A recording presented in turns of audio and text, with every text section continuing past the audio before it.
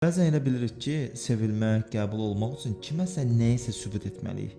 Daha çox qazansaq, daha çox desələr ki, afərin sənə, o halda ürəyimiz rahat olur.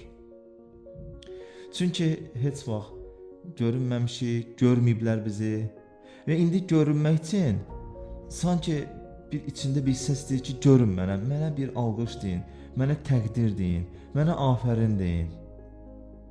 Mən sağam, mən həyatdayam. Amma unutduğumuz bir şey var. Biz onsuz da kifayət qədərik.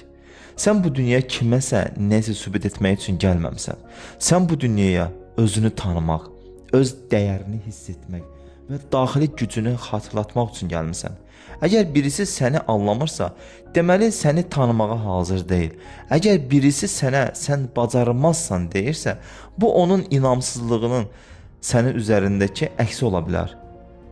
İnsan içindəkindən başqa bir şey görə bilmir. Həmin adam içində nə varsa onu görəcək. O sənə baxanda əslində özünü görür. Sən bacarmazsan deyəndə o özü bacarmadığına görə elə bilir ki, sən də bacarmayacaqsan. Ən güclü sübut sənin səssiz irəliləyişindir. Hər dəfə bir addım atanda, hər dəfə susub içindəki səsi dinləyəndə sən artıq sübut edirsən özünə. Heç kimə sübut etmə, özünü xatırlat. Mən kifayət qədərəm, mən dəyərliyəm, mən yolumdayam.